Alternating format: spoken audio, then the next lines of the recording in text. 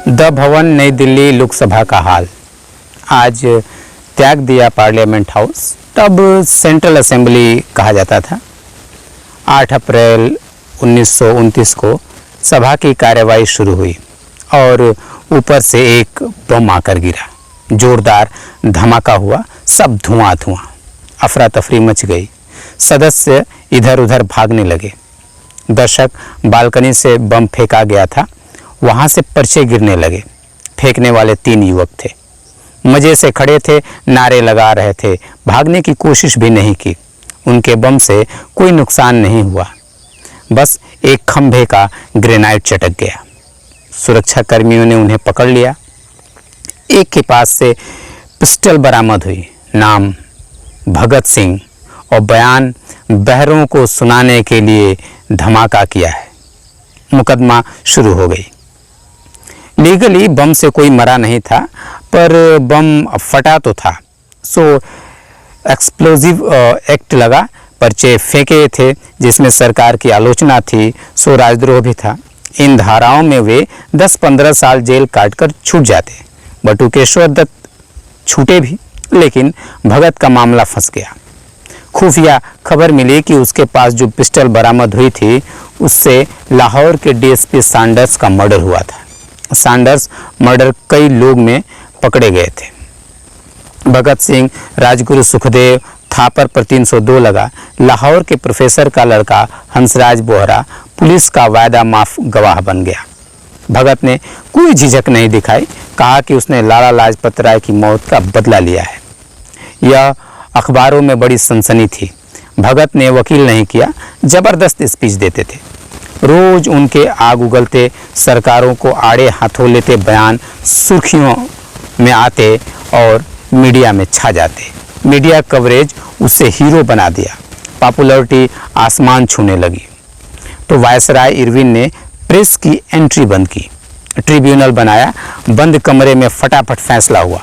जेरे दफा 302 में मौत की सजा, हैंग टिल डेथ। सजा देना कोर्ट का काम है, क्रियान्वित करना सरकार का। सरकार की हालत सांप छछुंदर सी थी। तमाम मुद्दों को लेकर गांधी का सविनय अवज्ञा आंदोलन जारी था। जन समूह उमड़ रहा था। उधर लंदन से साइमन कमीशन की रिपोर्ट के आधार पर भारतीयों को प्रोविंशियल गवर्नेंस में हिस्सेदारी देने के आदेश थे, पर कांग्रेस कई मुद्दों पर अड़ी थी। यह सब कम था क्या कि ये नया सरदर्द आ गया था। भगत सिंह यूथ आइकन बन चुके थे। अब कांग्रेस की भी फांसी को टालने का दबाव बना रही थी। नेहरू का स्टेटमेंट था, अगर भगत सिंह की लाश हमारे बीच रखी होगी तो समझौता कैसे होगा। गांधी हर बैठक में मुद्दा उठा रहे थे। फांसी करने का आर्डर इरविन को देना था। गांधी का आग्रह था आदेश न दिया जाए। सरकार का कानूनी अधिकार होता है, वो सजा को कम्यूट कर दे, छोड़ दे या पेंशन बांध दे, लेकिन माफी का आवेदन आए तो सही। भगत सिंह आवेदन करने के लिए तैयार नहीं थे। परिवार को भी आवेदन देने से सख्त मना कर दिया। वायसराय की मुसीबत हल करने को गांधी ने आसफ अली को भेजा, यह लिखवाने के लिए कि भगत सिंह फांसी न दिए जाने पर क्रांतिकारी गतिविधि छोड़ देंगे और आज़ादी के लिए अहिंसक शांतिपूर्ण तरीकों का पालन करेंगे। आसफ अली कांग्रेस लीडर और उस दौर के सबसे नामचीन क्रिमिनल लॉयर थे। मुकदमे के दौरान कांग्रेस ने उन्हें राजगुरु सुखदेव की पैरवी का जिम्मा दिया था। भगत ने वकील नहीं लिया था, मगर आसफ अली से सलाह करते रहे थे। ऐसे में गांधी को उम्मीद थी कि आसफ अली क्लीमेंसी का लेटर निकलवाने में सफल होंगे। भगत मान गए, पत्र लिख दिया, माफीनामा इरविन के पास पहुंचा। उन्होंने खोला, पढ़ा और सर पीट लिया। माफीनामे में लिखा था, हम ब्रिटिश साम्राज्य के विरुद्ध सिपाही हैं, इसलिए कृपया हमें मामूली अपराधियों की तरह फांसी मत दें। हमें युद्ध अपराधी की तरह गोली से उड़ाया जाए। ये विचित्र माफीनामा भी खबर बना और भगत का लेजेंड हिंदुस्तान के सर चढ़कर बोलने लगा। इरविन की मुसीबतें बढ़ रही थी। सिविल ब्यूरोक्रेसी बेचैन थी। उनका एक अफसर सड़क पर मार दिया गया था। तुरंत फांसी देकर एक नजीर न बनाई गई तो देश भर में अफसरों की जान की कोई कीमत न होगी।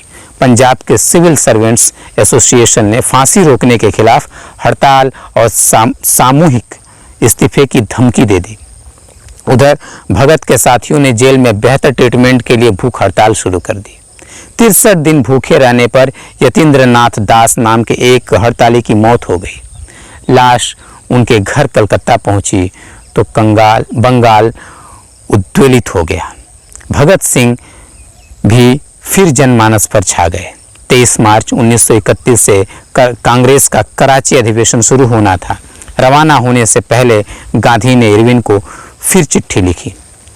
भगत को फांसी देने से देश में उठने वाली कठिनाइयों का हवाला दिया। भगत की युवा उम्र और उस उम्र में जोशीली भावनाओं का हवाला दिया। पत्र लिखते समय गांधी को नहीं मालूम था कि लाहौर की जेल में फांसी हो चुकी है। भगत देश प्रेम और शहादत की ऊंचाइयों पर सबसे बड़ा सितारा बन चुके थे।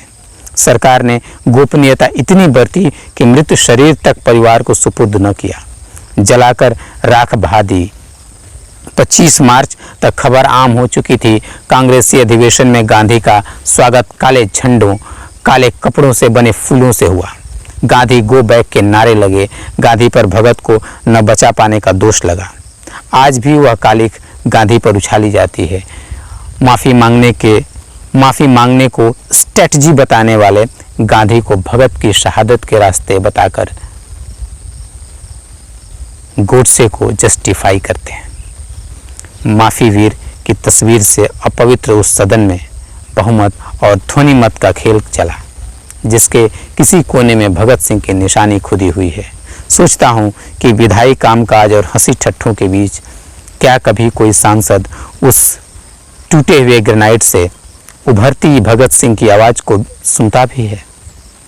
यूं खड़ा मक्तल में कातिल कह रहा है बार बार, क्या तमन्ना ये शहादत भी किसी के दिल में है।